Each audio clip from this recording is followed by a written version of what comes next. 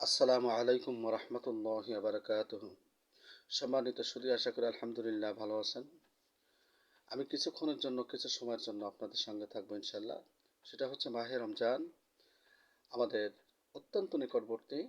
তো মাহে রমজানের সম্পর্কে কয়েকটা আলোচনা থাকবে ইনশাল্লাহ। তো আজকের প্রথম যে আলোচনা কিছু সময়ের জন্য, তো সম বা রোজা।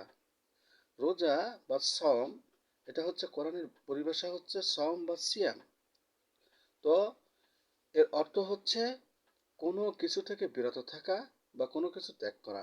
পারিভাষিক অর্থ হচ্ছে সবে সাদিক থেকে শুরু করে সূর্যাস্ত পর্যন্ত পানাহার ও যৌন কামনা চরিতার্থ করা থেকে বিরত থাকা।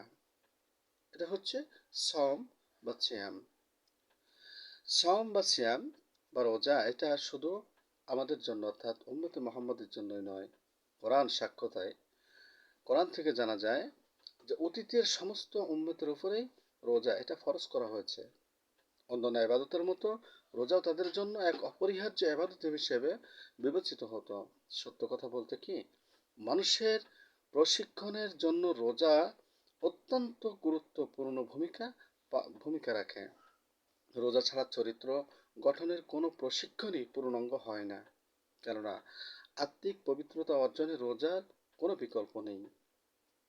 কল্যাণ লাভের পূর্ব শর্ত হচ্ছে মানুষ নিজের নফসকে নিয়ন্ত্রণ করবে এবং আল্লাহ তাআলার নিষিদ্ধ সীমা থেকে সে বেঁচে থাকবে। আল্লাহ তাআলা বলেন, বিসমিল্লাহির রহমানির রহিম, ওয়া আম্মা মান খাফা মাকামা রাব্বিহি ওয়া নাহান নাফসা আনিল হাওয়া ফাইন্নাল জান্নাতা হিয়াল মাওয়া। যে ব্যক্তি তার প্রতিপালকের সামনে দাঁড়ানোকে ভয় করেছে এবং খেয়াল খুশি মতো চলাফেরা থেকে নিজেকে নিবৃত রেখেছে, ফাইনাল জান্নাতা হিয়াল মাওয়া, নিশ্চয় তার ঠিকানা হচ্ছে আল্লাহ তাআলার জান্নাত।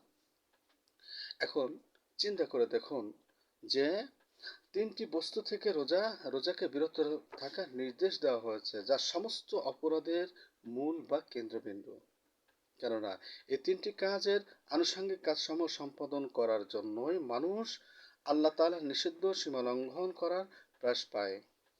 এই তিনটি বস্তু হচ্ছে মানুষের মৌলিক প্রয়োজনীয় বস্তু। পানাহার ছাড়া যেমন মানুষ বাঁচতে পারে না, তদ্রূপ যৌন ক্ষুধা না মিটিয়ে মানুষ থাকতে পারে না। এজন্য আল্লাহ তাআলা এই প্রয়োজনগুলো মেটাতে একটি নির্দিষ্ট সীমা নির্ধারণ করে দিয়েছেন। রোজার মাধ্যমে নফস বা আত্মা নিয়ন্ত্রণে চলে আসে, ফলে স্বেচ্ছাচারিতা, বেপরোয়া ও বিদ্রোহী মনোভাব এটা দূর হয়ে যায়। মন পুরোপুরি আল্লাহ তাআলার দিকে ঝুঁকে পড়ে। আল্লাহ তাআলার জন্য যাবতীয় কষ্ট, সহিষ্ণুতা ও সহ্য করার সহ্য করার জন্য সে মানসিকভাবে প্রস্তুত হয়ে যায়।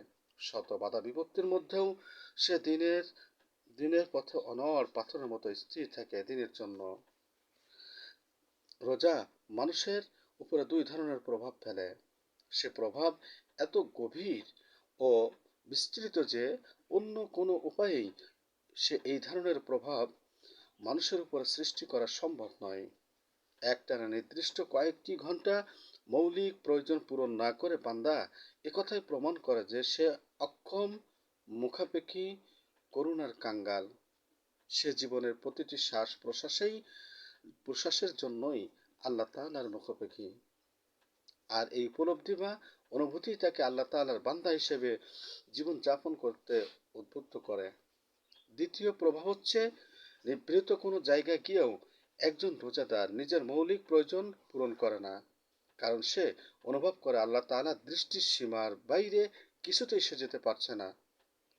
যেখানেই থাকুক না কেন আল্লাহ তাআলা তাকে দেখছেন।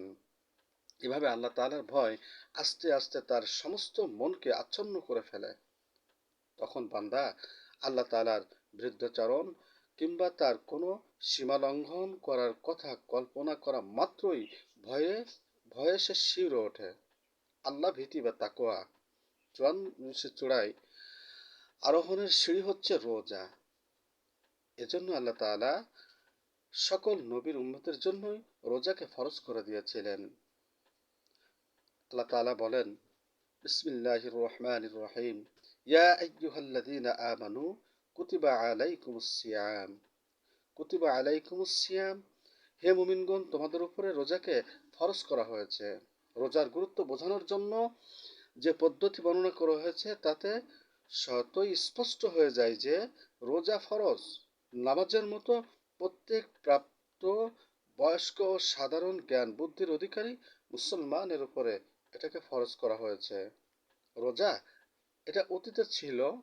আল্লাহ তাআলা বলেন, বিসমিল্লাহির রহমানির রহিম, কামা কুতিবা আলাল্লাযীনা মিন ক্বাবলিকুম, যেভাবে রোজা ফরজ হয়েছিল তোমাদের পূর্ববর্তীদের উপর। এই আয়াতে এই মর্মেই দিকে ইঙ্গিত করে যে মানুষ আত্মিক প্রশিক্ষণের সাথে রোজার বিশেষ সম্পর্ক বিদ্যমান। মনের সংশোধনের প্রশ্নে মনের সংশোধনের প্রশ্নে প্রকৃতিগত প্রকৃতিগতভাবেই রোজার গুরুত্ব অপরিসীম। বরং এরূপ মনে হয় যে প্রশিক্ষণ ও তাজকিয়ায়ে নফসের কোর্সে রোজা ছাড়া যেন অসম্পূর্ণ। এজন্য আল্লাহ তাআলা সব নবীর শরীয়তে রোজাকে ফরজ করে দিয়েছিলেন। তবে তাদের অবস্থা ও প্রয়োজনের প্রেক্ষিতে রোজা কিছুটা ভিন্নধর্মী ছিল, তবুও সকল নবীর শরীয়তে তা অন্তর্ভুক্ত ছিল। কয়েকদিনের হিসাবের কয়েকদিন মাত্র রোজা।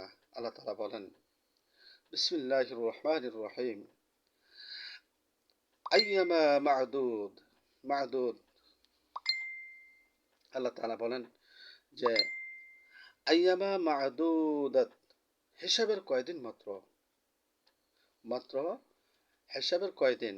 এইখানে দুটো শব্দ দিয়ে বোঝানো হয়েছে যে রোজার মহত্ব ও মর্যাদার দিকে লক্ষ্য করলে 29 কিংবা 30 রোজা রাখাটা বেশি কিছু নয়, সামান্য কয়েকদিনের মাত্র।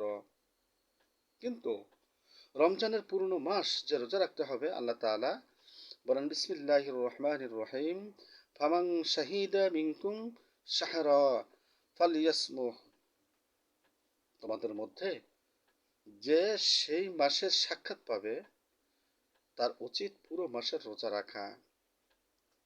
আগেই বলা হয়েছে তোমাদের উপরে মাত্র কদিনের রোজা রাখা ফরজ করা হয়েছে। এখানে তার ব্যাখ্যা স্বরূপ বলে দেওয়া হয়েছে কয়দিন বলতে পুরো মাসকেই বোঝানো হয়েছে।